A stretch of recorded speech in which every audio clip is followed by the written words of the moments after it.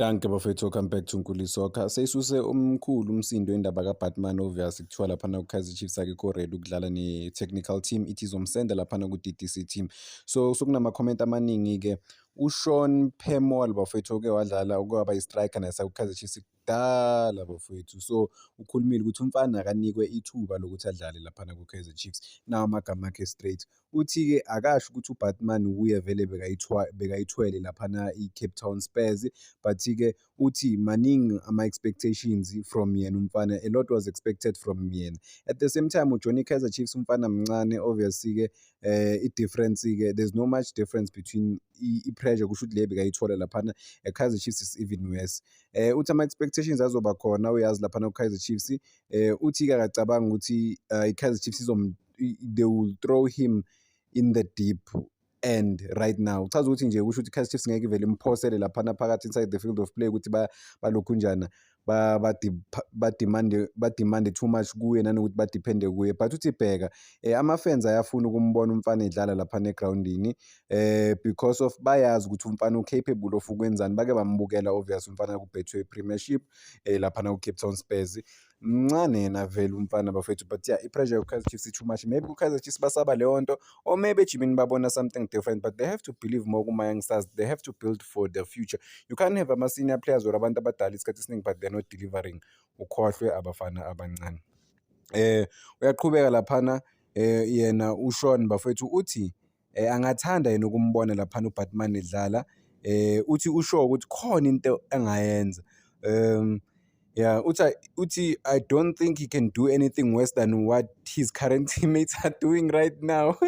Hayi sichaze uthi ama-current teammates we-Kaizer Chiefs kuyabheda bafethu, ayikho into abayidlalayo. Yeah, uthi-ke uBatman makangadlala kusho ukuthi angeke enze worse than what is happening right now. So umfana uyadeserve ngempela ukuthi athole i-opportunity. Yeah. uSean Phemol bafethu u-confident ngempela ukuthi i-young star uBatman unayo i-ability ngempela yoku-change izinto laphana ku-Kaizer Chiefs and abathathe ababeke back to ama-winning ways. Uthi akasho ukuthi u-better umfana laphana than laba abadlalayo, but-ke uthi-ke angakwazi ukubamesha for sure ukuthi adlale pound to pound nabo laphana overall. Uthi umfana kumele nje anikwe i-opportunity yokuthi adlale laphana overall ku-Kaizer Chiefs. Nami ngiyasho ukuthi umfana kumele anikwe bafethu i-opportunity laphana ku-Kaizer Chiefs, ayikho le nto le. Give the boy opportunity to play and then uzozifeyilela mefeyile. I mean umfana bami-introduce kulo ku-Betway Premiership emncane laphana ku-Cape Town Spurs, udlale I think 9 games laphana. So that's impressive eminyakeni yakhe, considering the fact that mncane umfana but already senayo experience. Siyazi ukuthi last season vele akadlalanga ku-Betway ngoba ba-relegate, but guess what, umfana unayo experience ku-professional setup. Ukuthi maybe aye ku-DDC team maybe leyo nto ingamslowa down overall. Yeah man, sobona ukuthi izohamba kanjani izinto. I mean it will be a game and a half, especially on weekend ku-continental level.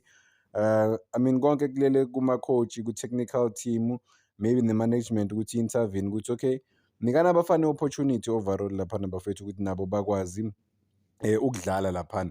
Kaizer Chiefs ngenkinga yabo kunganika abafana aba-super talented opportunity bagcine sebehamba abafana. Ngifuna ukungena endabeni bafowethu kamfana laphana uPhuso Dithejane. uPhuso Dithejane odlala ku-TS Galaxy manje is one of the biggest stars ku-South African football. Is not slowing down. Ayima ngimbukela umfana yi-superstar umjida. Ulo wahamba Kaizer Chiefs, ama-report athi yena wazange afuna ukuba u-ball boy and then i-Kaizer Chiefs yagcine seyimxosha ibona ukuthi abalaleli. But guess what, uthi media i-reporte amanga, yathi bona abayihloniphanga i-Kaizer Chiefs. Uthi hayi bona bayihloniphile i-Kaizer Chiefs, baba ne-meeting nayo i-Kaizer Chiefs. Nawo amagama wakhe direct umfana uthi like bekakhuluma nelokhu njani ne-media umfana laphana Saturday kule Carling knockout ini quarter finals clash, obvious bazodlala ne-Golden Arrows laphana.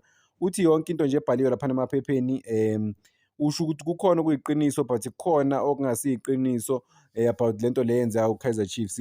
Uthi yes, yebona banqaba ukuba bo-ball boy bathi hayi ngeke bayenze leyo nto leyo, but-ke uthi also bazama ukukhuluma ne-Kaizer Chiefs ukuthi bhekani bafowethu,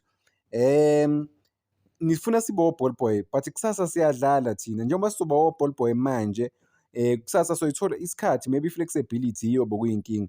Uthi but i-Kaizer Chiefs azange bafuna ukunegotiate, babatshela nje straight bathi badelela ithimu, kumele benze izinto the way i-team ezenza ngakhona izinto. Uthi baba ne-meeting-ke, i-Kaizer Chiefs yavele yabaxosha laphana yathi, hhayi hambani bafana ngoba anifuni ukulalela ku-Kaizer Chiefs.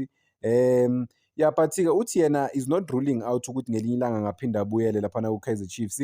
Uthi ngeke akwazi ukukhuluma ngalezo zinto lezo ngoba manje ulaphana ku-TS Galaxy, i-focus yakhe nje kuzoba laphana ku-TS Galaxy and uzo-focus on kuma-transfers ema-windows mevulwa laphana overall.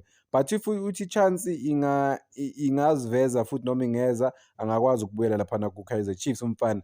At the same time ubheke ukuthi abe kuBafana Bafana, bana abafethu umfana uyadeserve ukudlala to the highest level, on the highest level. I mean ama-performances wakhe a-good kakhulu. I wish amanye amajita angaba inspired bafowethu and then ukubona umfana eperforma kahle kanje week in and week out.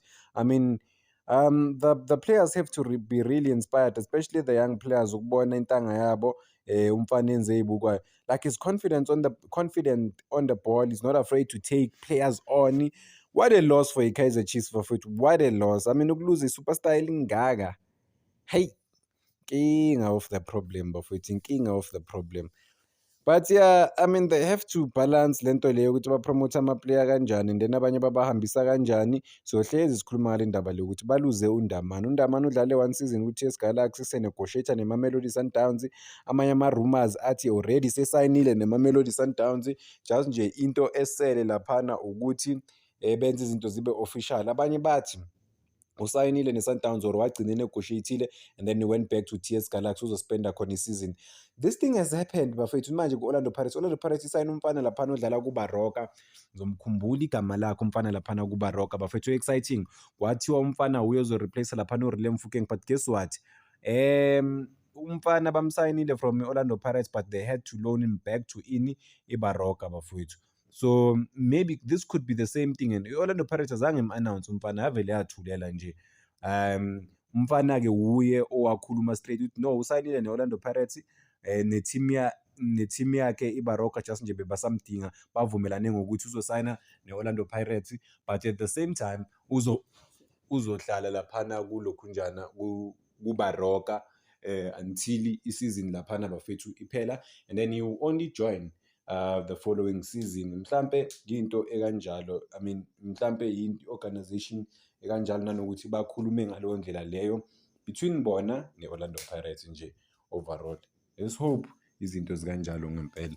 But yeah man, I think ukusayina ama-player earlier on kuyasiza because of if you see talent kumele umsayine umfana fast, noma kuthiwa-ke sebuyele elokhunjana ethimini yakhe for i-loan nivumelana, because no evidence mahopa same way bamsayina kanjalo lapha ku-Orlando Pirates. So it would make sense ukuthi namanye ama-team ayayenza lento le because bonakala ngathi i-norm laphana emathimini ukuthi benze yonke lento le bafethu ukuthi basayina ama-player but at the same time kune-patience ukuthi abatatazeli abajahi that much overall.